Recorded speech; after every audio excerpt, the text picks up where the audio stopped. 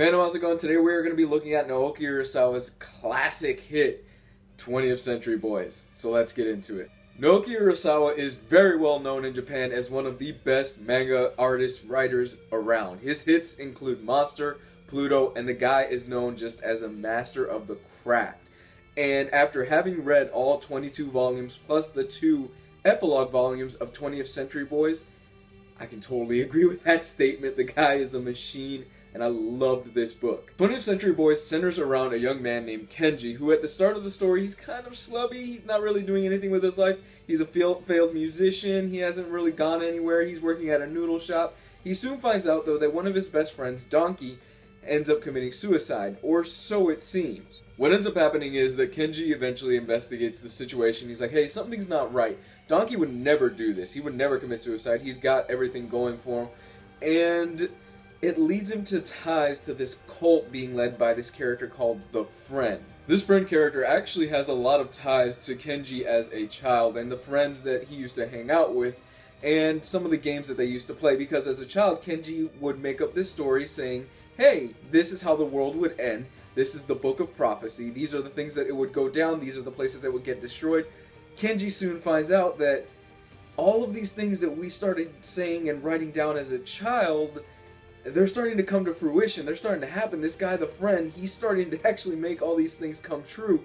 He is really crazy and he's really warped in the head. So eventually Kenji decides, we have to get together. We have to get all the old friends, the gang, back together. We have to stop this Friend. He's evil. He's got plans. And he is gonna destroy the earth as we know it. I'm not gonna tell you anything else really about the story, because if I do, I'm gonna spoil a huge amount, and I think the best way to really go into this is to know the least amount of information possible. I think you'll be good with what I just told you. I think what impressed me the most about this story is the actual scale of it. It starts in 1969, then it flashes forward into 1997, and then it even jumps further in time into 2018, where you see the ramifications of everything that Kenji and his friends did as a child and how they play out. It's very much an overarching theme of the stuff that we do as children and how it eventually comes to bite us back later on in the future. It's kind of that theme where you drop a pebble in a pond and you don't know what rippling effects it's gonna have later on. I also have to say that as a villain, the Friend is probably one of my top 10 favorite villains of all time now after reading this series.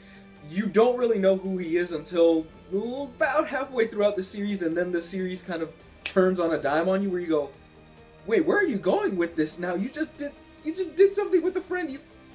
What? Where are you going to take the story now? It is really cool and it's really awesome. And I'm going to say this, you will never be able to outpace the story. You will never know where the twists are going. You will never know who the Friend really is, despite the fact that the clues are all there in the early volumes. I actually finished the series, and after I found out who the Friend was, I went back to the beginning of the volumes, and I'm like, you laid the groundwork there, Naoki Urasawa. You had the pebbles all laid out there. And I'm kind of picturing if he was just like a crazy man sitting in his room where he's got just all these lines like in those really weird, crazy CSI shows leading up to, okay, well, we're going to go here. We're going to go here with the story. We're going to go here. Because it really is very well crafted and very finely done stuff. On top of writing duties, Urasawa pencils this whole thing. And I have to say, it is extremely impressive.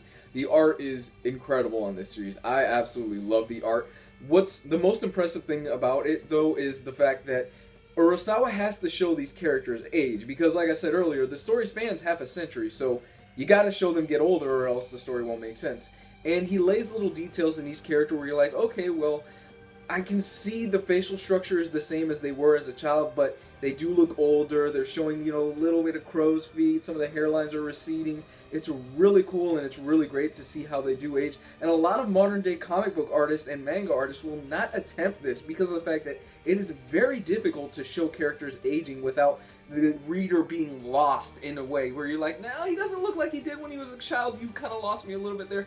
Urasawa nails it here. Urasawa also definitely has kind of this cinematic style to his art where the action scenes are really bold and really awesome, and the cars and the buildings and stuff like that will have a lot of detail, but their characters will have kind of that manga look to them.